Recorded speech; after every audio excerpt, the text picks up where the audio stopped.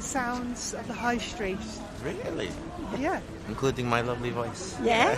So, what's your favourite sound been so far? The birds. The birds, yeah, so far. Very nice. Well, I'm just helping out a lovely charity, but I won't keep you guys too long. Thank you so much. Thanks, bye. Helicopter. Starlings. I wonder if we could get Sandwell Colquhoun as well. I'm Sandra Troth. I'm the Visual Impairment Development Worker for Sandwell Visually Impaired. We're a user-led organisation and registered charity serving the blind and visually impaired community of Sandwell predominantly and the surrounding areas. We provide a range of services from advocacy to social and leisure things, healthy living, exercises, swimming, showdown, archery sometimes, and day trips and events. That's the mallard, that is. A mallard. Mallard. Making that noise. Yes, I reckon something's happened to that other bird, you know. The male's gone, all the female, might have flown off of them, hasn't he? They might have gone to somewhere else. Might be down the valley there or something. My name is Alice and I'm the Programme Manager at Multistory, which is an arts organisation based in Sandwell, and we deliver participatory arts projects, residencies, exhibitions and events, and these are all rooted in place and shaped by the people who live here.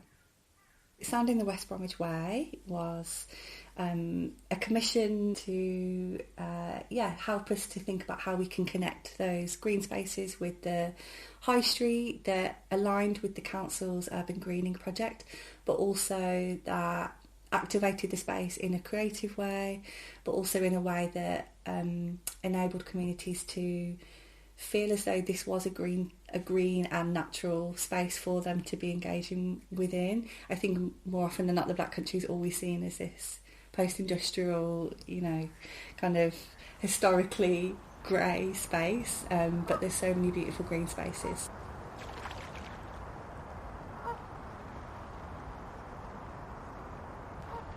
SVI were invited to take part in 2 walking workshops, and the first one was in Dartmouth Park, West Bromwich, which is a beautiful park area with pools and lakes and things, very nice. We had little tiny little digital recorders that we carried around with us. We usually worked in 2s and we recorded the sounds of the park.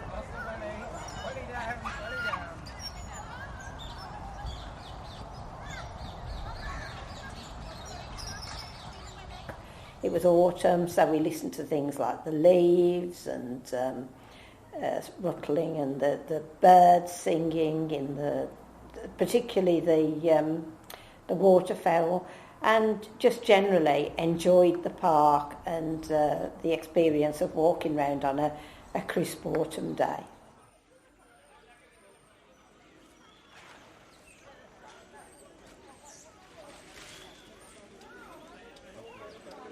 The second one we did was walking West Bromwich High Street, which was very interesting, totally different to the park experience, because we walked from our base here at West Bromwich Town Hall to the end of the High Street, and we listened to the sounds of what was going on.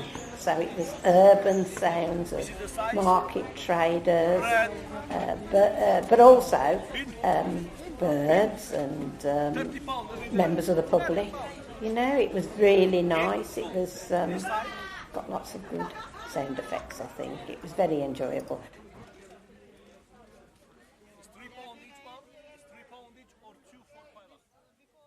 After the workshops, I guess it became quite apparent that sound was a really crucial part in capturing the essence of a place, and so it was decided that we would translate those sounds into music, and obviously we invited you to deliver your project, which was around mapping the green spaces and the high street in West Bromwich, and doing that in a creative way with, you know, the community that are already there.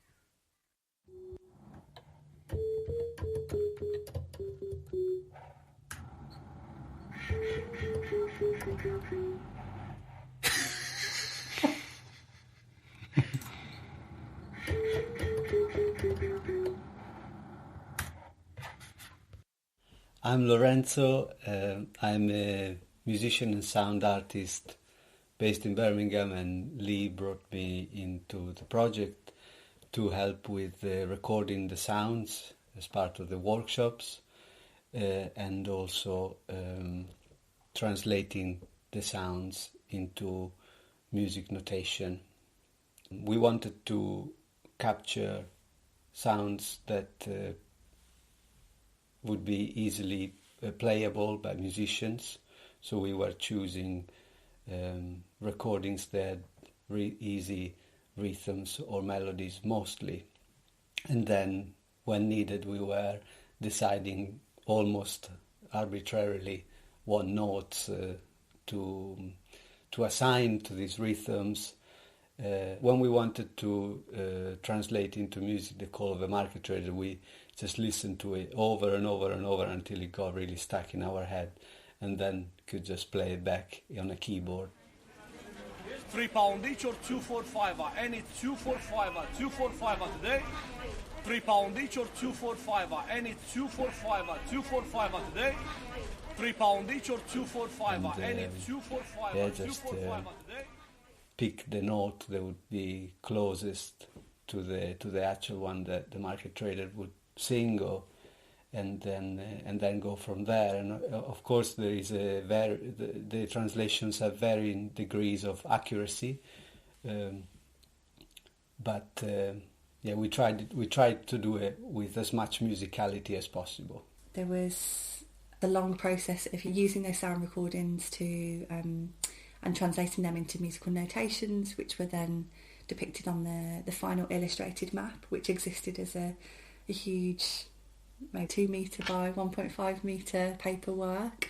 That was then digitally scanned in to be then hosted on the Multistory website as a digital map that people could access.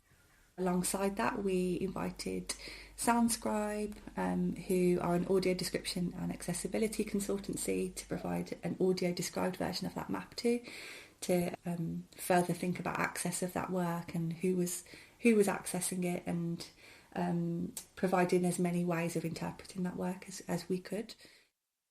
The map is always accompanied by a background soundscape that incorporates a subdued wash of traffic sounds, the good folk of West Brom's chatter, and bird calls.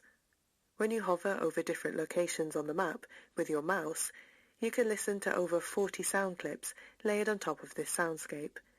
Each sound clip appears as a circular dot fixed along the top edge of the map. The map has a life on our website and will exist online for futures to engage with.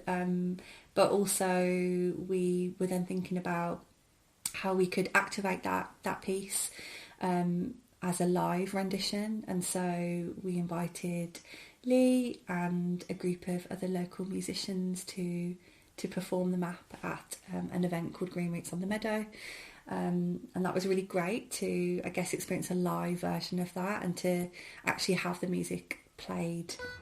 Other traders were totting up the amount of items.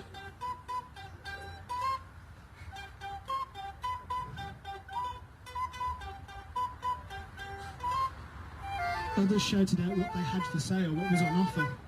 For £1 an item. £1 an item. 2 for 10. £1 an item. £1 an item. 2 for 10. 2 for 10. Post-performance, it felt really important that we were able to capture that and for that to have a legacy, because those who didn't experience that performance in West Brom wouldn't have had that, and so it felt important that there was a documentation of that performance. So there was Lee and Lorenzo, there was Meg, Peter, Dylan and James performing the musical score, and I guess, yeah, it was a really fun process to try and mimic the sounds that you and Lorenzo had kind of translated from those original recordings, using all kinds of amazing and weird and wonderful instruments. Woo! I'm hearing Lee's voice. Oh, were you going to have him talking whilst you're playing? Yeah, one of us, so we know where we're up to.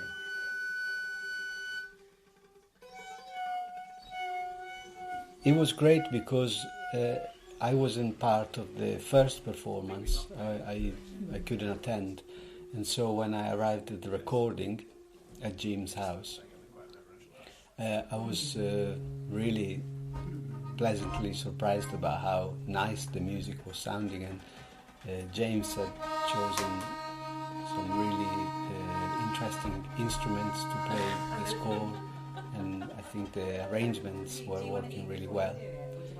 I played tenor saxophone on the recording, and it was really satisfying to actually play the music that we had transcribed from the recordings gathered in the park and in the high street, and just see the whole project developing from the initial workshops to the final performance with Lee narrating the map and the musicians playing the music.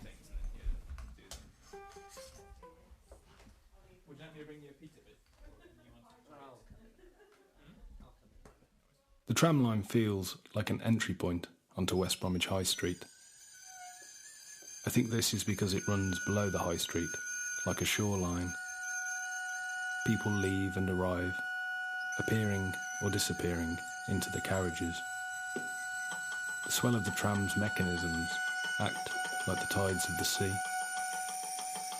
The sound of the opening door is like some strange bell in a harbour that directs you into the safety of the carriage.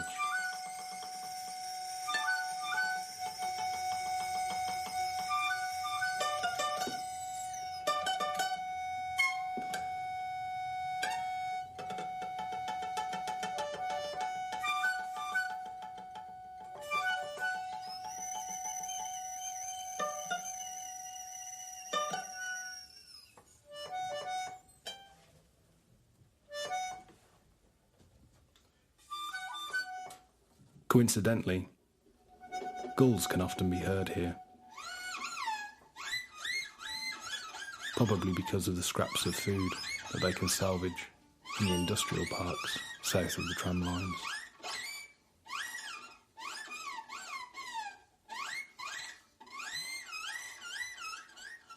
Heading north, we pass another entry point onto the high street, the bus station.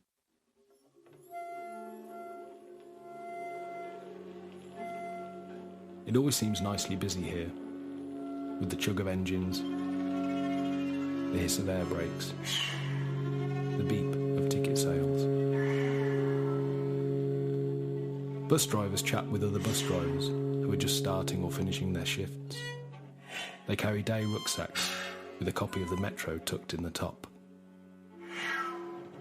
Members of the public sit or stand in the bus stops, carrier bags between their feet. Everyone is anticipating their onwards journey, their thoughts already on their destinations. This gives the bus station a sense of movement, of transience. Despite the careful floor mosaics and the clean metallic signage, we are all being called to go elsewhere. We'll head west now to the start of the high street on the map. To create this map, I spent a lot of time in the town hall and the library. These buildings are tall, ornate, and impressive, and they insist upon their importance. They do so, however, in a way that holds dear to the municipal and democratic intentions behind their construction. They are there to represent and educate you, the people of West Bromwich. Inside those buildings, there is a quiet, reverential hush. It is actually very loud. Listen closely, and it relaxes the mind, like sitting in a comfortable chair. Let's spend some time there now.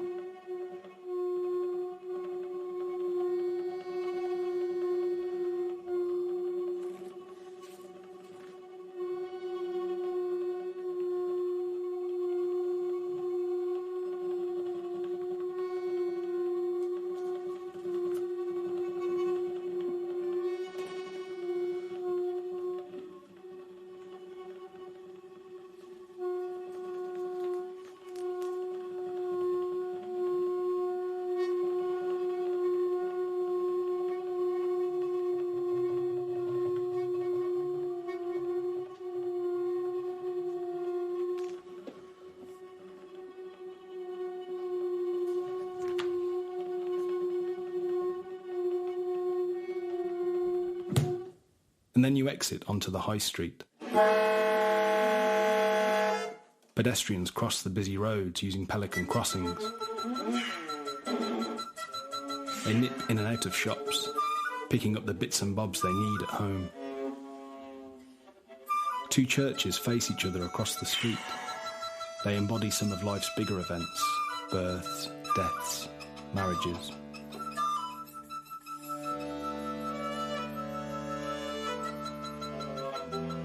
Students spill out of St Michael's Sixth Form College, laughing at each other's jokes. This black box building with pink blobular windows is like an alien from outer space. Pigeons fill the gaps we leave behind. They coo and chase each other, feeding off the scraps. They then fly up to perch in amongst the safety of the shop signs. Sometimes, starlings also congregate on the shop roofs before flying off in small groups, in little murmurations that swirl above the high street.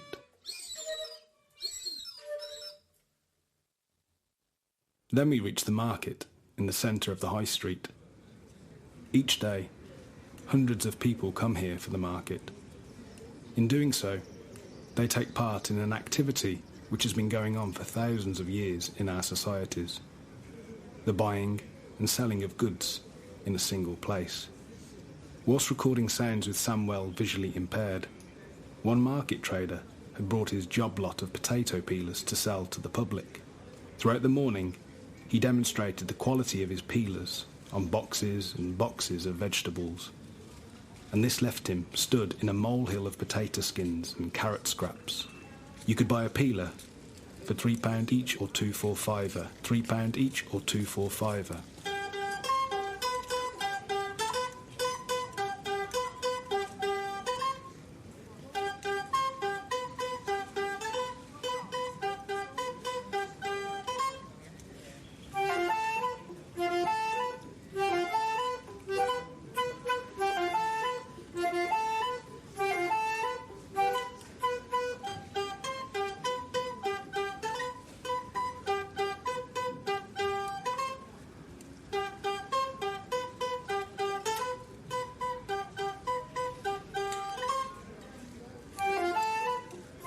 Other traders were tallying up the price of a customer's items. Others shouted out what they had for sale and what was on offer at £1 an item.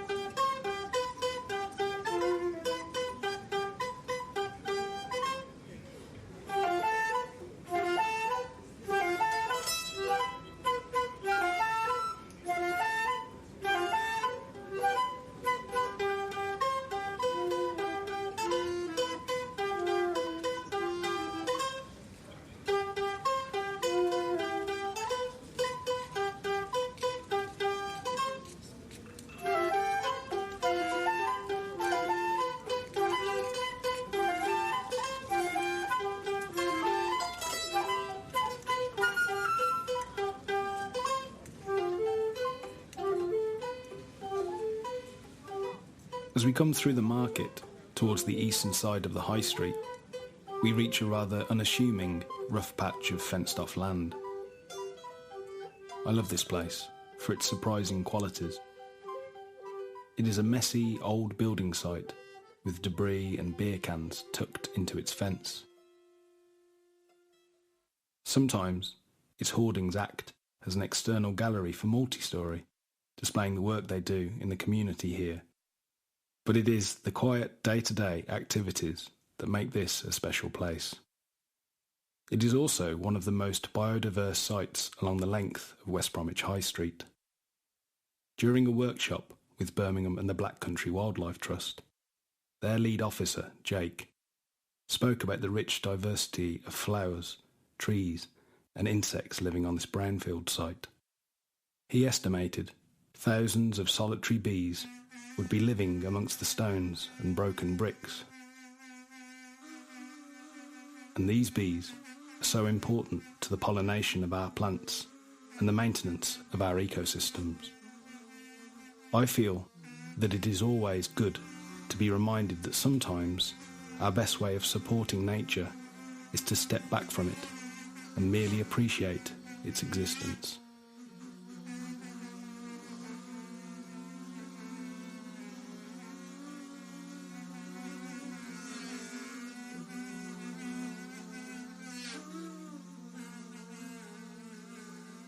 A little further east, and you hit the end of the pedestrianised section of the High Street. Bull Street cuts the road in half. The busyness of cars return, buildings are taller, and the pace of life quickens. The largest building, the Wolf Building, stands as a bold watchtower, observing the market and its rich history, and it presides over the changes of the 20th century. The office blocks and service industries, the shopping centres and car parks. For a time, this was the future.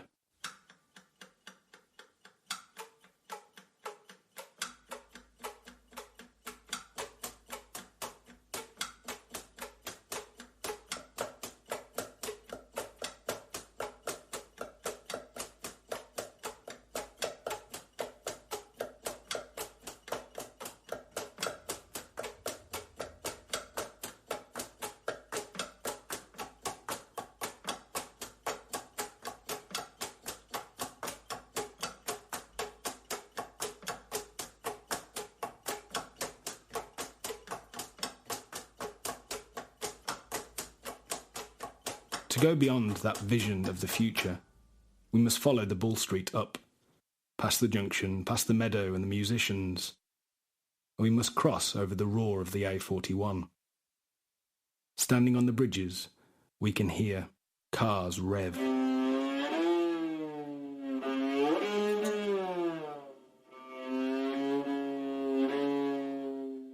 Exhausts pop. Horns blare. And then we reach the sanctuary of Dartmouth Park. Here, only 15 minutes from the High Street, broad grassy fields open up before you. In the distance, the woods and waters of Sandwell Valley stretch the full length of the horizon. In winter, redwings come here to feed. Their call descending gently, as if they are being slowed down, ready for the pace of winter.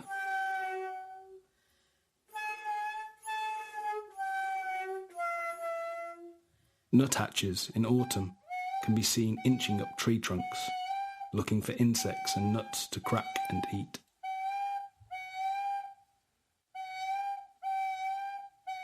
In spring, goldfinches congregate at the pavilion, and you can hear their playful calls ring out. It is like putting your ear to a glass of fizzy pop. To create the map, we spent an excellent day here with Sandwell Visually Impaired, capturing the bird sounds of the park. My fondest memory was of our walk around the pond. Everyone took a moment to listen and record the slop and ruck of silt, the manic laughter of the mallards.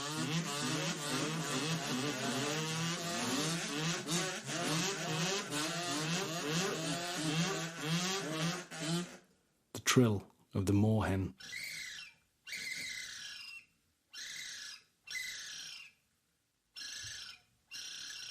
The bark of the Canadian geese.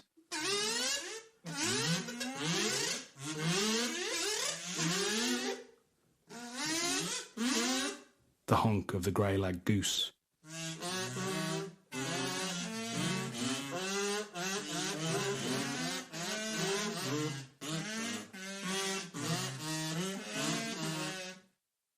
This walk around the playground and then the pond took around an hour, almost the perfect length of time to detangle the stresses of the day and to recenter ourselves within our natural surroundings. The hustle and bustle of the cityscape disappeared with the sound of birds filling the air. The squeaky balloon that is the field fair.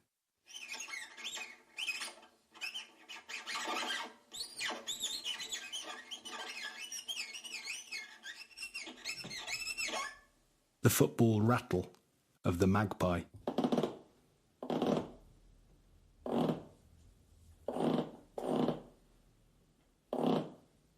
The whistle and fall of the blue tit.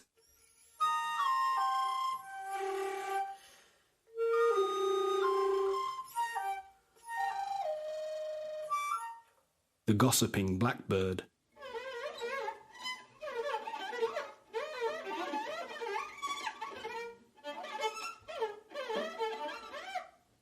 The two notes of the great tit.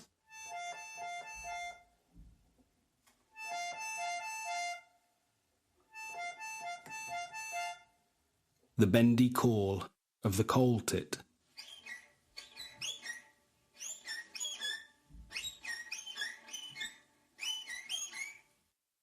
The showing off that is the song thrush.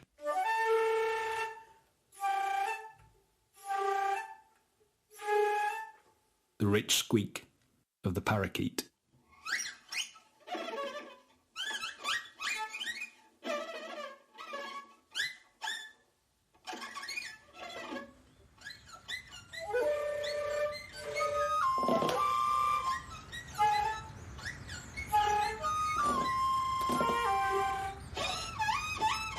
The recorded sounds were transcribed for acoustic instruments by musician and sound artist Lorenzo Prati and were played by Meg Diamond, James McIlrath, Dylan Connolly and Peter Bell. The voices you heard were Sandra Troth, Alice O'Rourke, Lorenzo Prati, Lee Mackenzie and members of the SVI. This programme was produced by Lee Mackenzie and Peter Bell and mastered by Leighton Rees.